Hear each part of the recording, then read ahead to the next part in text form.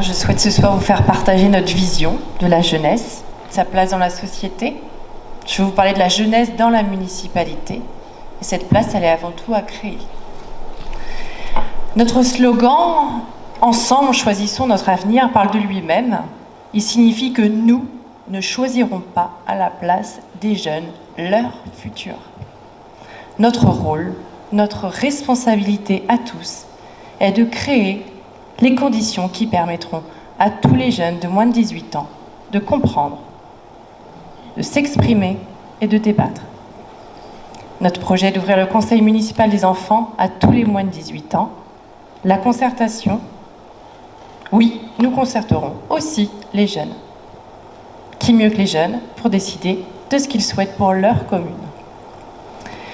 Je voudrais vous faire partager un moment fort en émotion, mais qui est resté discret à Pluvigné. Cette année, il y a un mouvement spontané à l'école Joseph Rollo qui a vu le jour.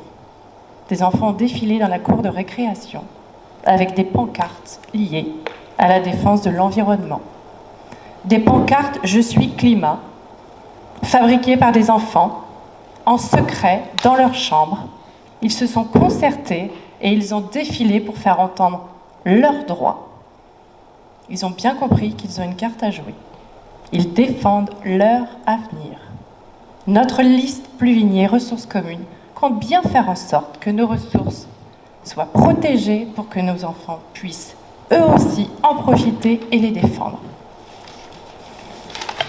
J'ai assisté à la profession de foi des enfants en vue de l'élection des représentants du conseil municipal des enfants et je dois vous dire que ce qui en ressortait était profondément axé sur le climat et le respect de l'environnement.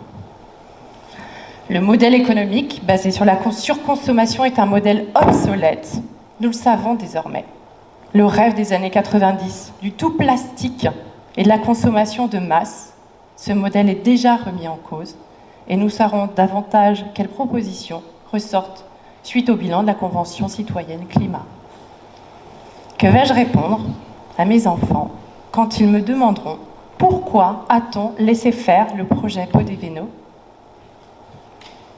alors que nous savons tous qu'il est en complète opposition à un développement économique basé sur la consommation locale et responsable? Que vais-je répondre? Que ce projet défendait les intérêts économiques d'une poignée de personnes? J'ai lu dans le programme d'une autre liste pluvinoise, dans la partie jeunesse de leur profession de foi, respecter les objectifs de la loi Egalim. Est-ce qu'on peut envisager très sérieusement de ne pas respecter une loi? Nous souhaitons aller au-delà de cette loi, mais nous connaissons aussi les difficultés auxquelles nous pourrions être confrontés pour la mettre en œuvre. Ainsi, nous devons, dans le cadre d'un projet pédagogique construit avec les écoles, faire en sorte que nos enfants connaissent l'origine des produits de leur assiette à la cantine, qu'ils puissent visiter les exploitations, s'engager dans des chantiers participatifs de maraîchage biologique, local ou raisonné. Nous devons susciter des vocations. Oui, la mairie est aussi concernée par les problématiques liées au secteur et à la pénurie de main-d'œuvre qualifiée dans l'agriculture. C'est ainsi que nous réduirons le gaspillage alimentaire et que nous valoriserons le travail de ceux qui luttent et s'engagent pour bien nous nourrir et préserver notre économie, notre santé et notre patrimoine naturel. Notre devoir est de créer les conditions pour cela. Elles ne s'inventent pas. Nous devons mettre en place une maison des jeunes qui réponde à leurs besoins, et notamment celui de construire leur place dans la société et dans la municipalité. Créer une maison avec et pour les jeunes, avec un réel projet citoyen. Pas un simple lieu d'accueil, mais une institution qui permettrait à nos enfants de s'engager dans ce qui relève de leur champ de compétences.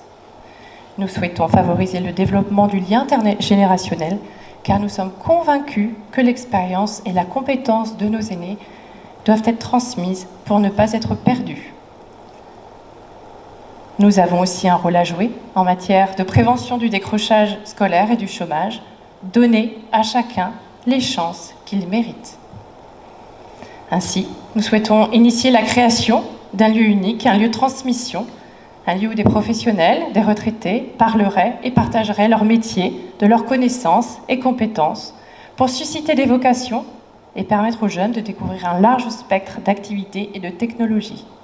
Leur donner la possibilité d'explorer leur environnement pour qu'ils puissent ensuite faire leur choix pour leur avenir. Un lieu où les aînés pourraient être accompagnés dans l'utilisation des nouvelles technologies. Ce modèle fonctionne déjà sur Pluvigné, l'expérience des Mamgos en témoigne. À nous de suivre cet exemple et de le développer à plus grande échelle. Pour impliquer les jeunes dans des projets communaux et entretenir le patrimoine local, nous souhaitons leur proposer de s'engager sur des chantiers citoyens, donner de son temps et son énergie pour la commune pendant les vacances contre un argent de poche, rangement dans les écoles, entretien des espaces verts, des bâtiments publics. Cela permettrait de renforcer les liens entre les jeunes, de favoriser la mixité sociale, de prévenir les risques des dégradations publiques. Ainsi, je voudrais remercier cette intervention par des remerciements. Ils vous concernent. Je vous remercie pour votre présence ici ce soir, car si vous êtes présents, c'est que vous avez envie de découvrir notre programme, le redécouvrir, et nos colistiers. Glisser un bulletin de vote pour une liste différente, où aucun des colistiers ne sort de la mairie. C'est un acte citoyen engagé qui rompt avec des habitudes. Notre inexpérience n'est pas synonyme d'incompétence. Vous êtes prêts pour le changement? Nous le sommes prêts aussi. Merci. Merci.